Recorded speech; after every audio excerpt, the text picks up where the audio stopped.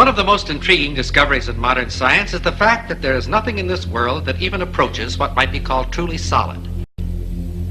We speak of solids, liquids, and gases, but these terms describe superficial rather than basic properties of matter.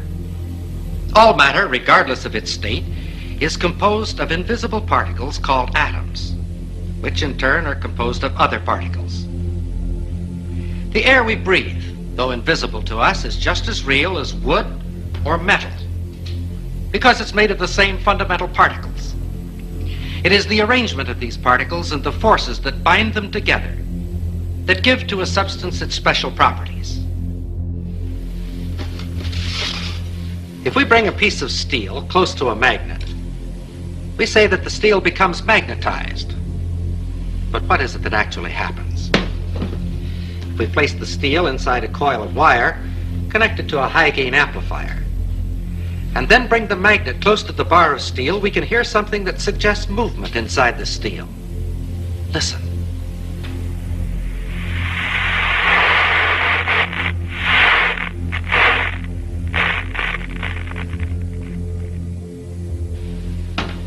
We think of a piece of steel as being solid, and according to our definition, it is a solid. But the popular concept of what makes a solid is certainly a false one. This piece of steel, and any so-called solid substance on this earth, is almost entirely empty space. If we could eliminate the empty space in this piece of steel, all that would remain would be a tiny bit of matter, so small as to be invisible even with a high-power microscope. This concept of almost unlimited empty space within matter is comparatively new, but it is the very cornerstone of our knowledge in this atomic age. Atoms are not solid.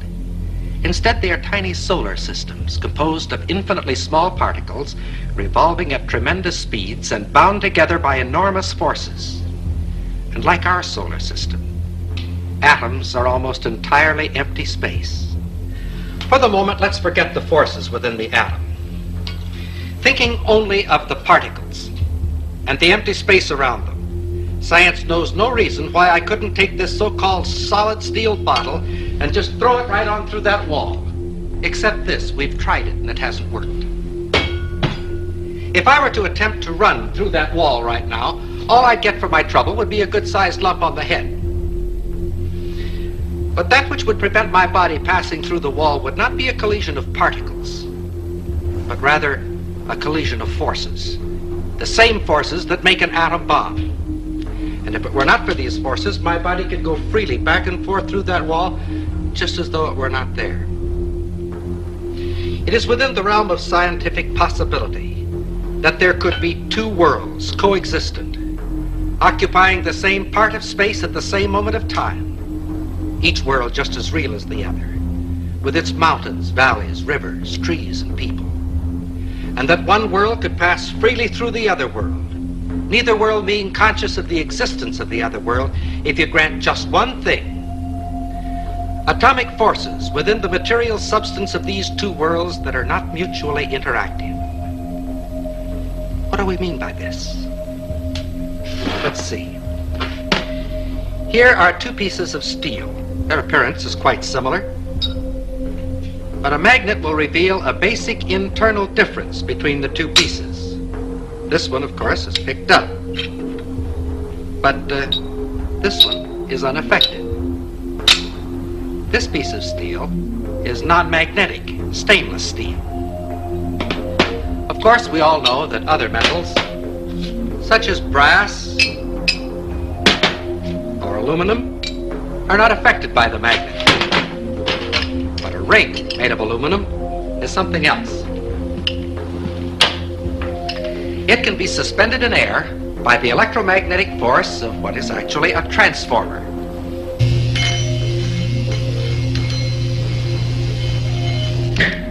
The ring being in effect a one-turn shorted secondary.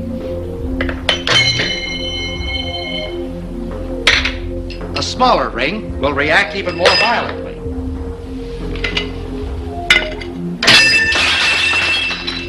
Here is another ring. This one made of a material we say is non-conductive. and it is completely ineffective. Here is another example. Several thousand watts of power were involved in that spark. If we replace the spark gap with a copper coil, the same power now flows through the coil. It's invisible, has no effect on many substances, but it can generate a lot of heat. Wood, paper, things that we think of as being quite inflammable are not affected at all. However, a piece of steel wool bursts into flame instantly.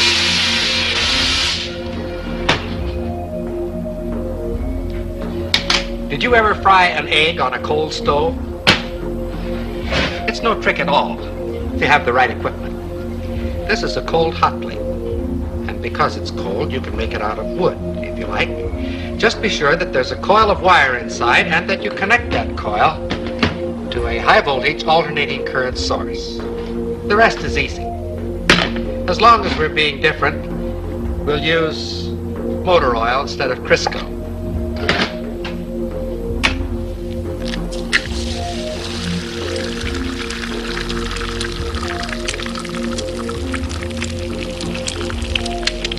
The egg fries very quickly, but the stove remains perfectly cold. In fact, if you wish, just to keep it handy, you can fry your egg on the morning newspaper.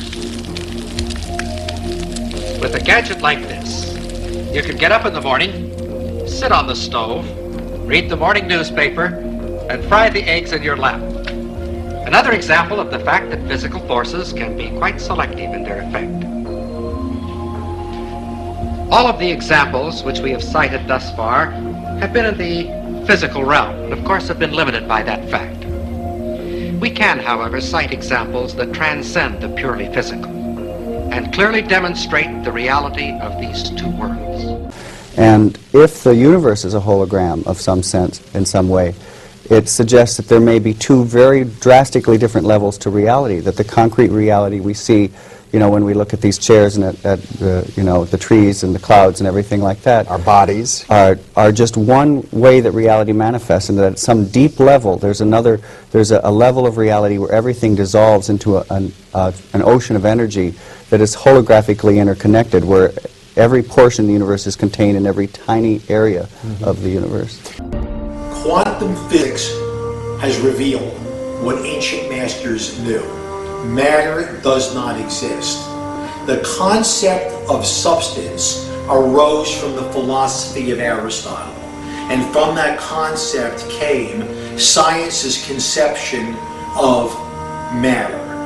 The fact of the matter is that the substance of the universe is consciousness.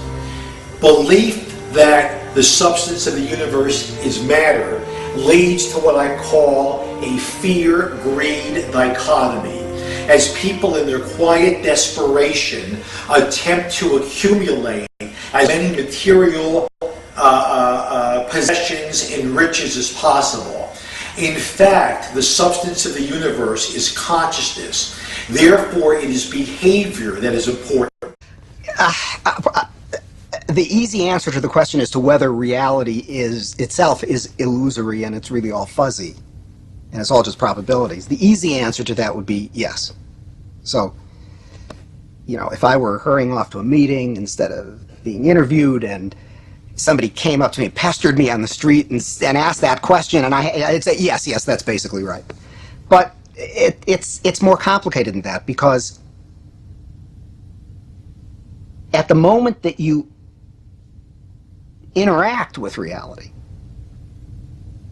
it does then come into absolutely rock-solid existence. It's only fuzzy when you're not interacting with it.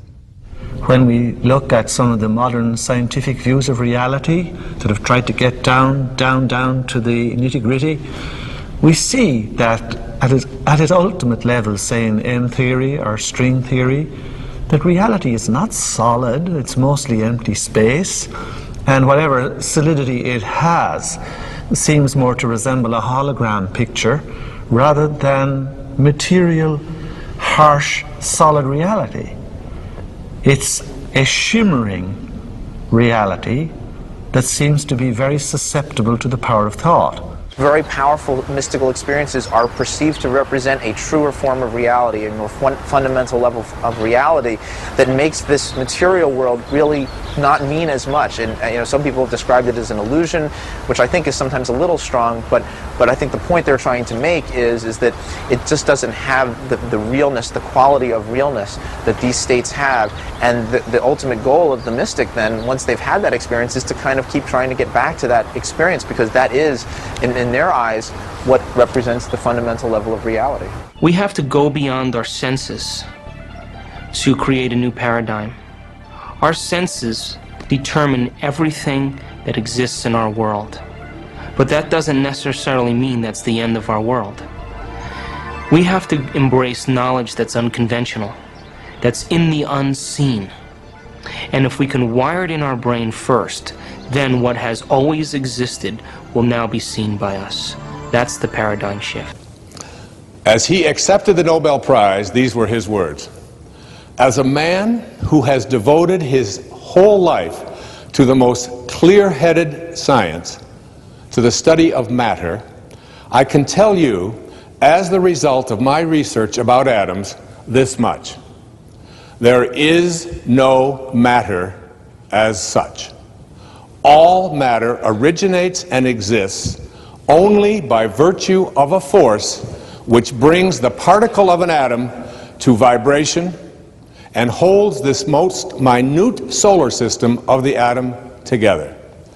We must assume, now listen to a greatest scientist on the planet, we must assume behind this force the existence of a conscious and intelligent mind. This mind is the matrix of all matter. In the universe, there is an unmeasurable, indescribable force which those who live of the source, in quotes, of the source, and of the source means sorcerer. Now, not sorcerer in the word, when we think of sorcerer, we think of witches and incantations and all kinds of hocus pocus and so on. That's not what the word sorcerer means. It means of the source, those who live of the source. In the universe, there is an unmeasurable and indescribable force which those who live of the source call intention. And that absolutely everything that exists in the entire cosmos is attached to intent by a connecting link. I am no Jedi, but I know the Force. It moves through and surrounds every living thing. Close your eyes. Feel it. The light. It's always been there. It will guide you. The world is like a ride at an amusement park, and when you choose to go on it, you think it's real, because that's how powerful our minds are. And the ride goes up and down and round and round. It has thrills and chills, and it's very brightly colored, and it's very loud. And it's fun for a while. Some people have been on the ride for a long time, and they begin to question, is this real, or is this just a ride? And other people have remembered, and they come back to us, and they say, hey, don't worry, don't be afraid, ever, because this is just a ride. It's just a ride. And we can change it anytime we want. It's only a choice. No effort, no work, no job, no savings of money. A choice right now between fear and love. The eyes of fear want you to put bigger locks on your door, buy guns, close yourself off. The eyes of love instead see all of us as one. How about a positive LSD story? That would be newsworthy, don't you think? Anybody think that just once, to hear a positive LSD story? Today, a young man on acid realized that all matter is merely energy condensed to a slow vibration, that we are all one consciousness experiencing itself subjectively. There is no such thing as death. Life is only a dream, and we are the imagination of ourselves. Here's Tom with the weather.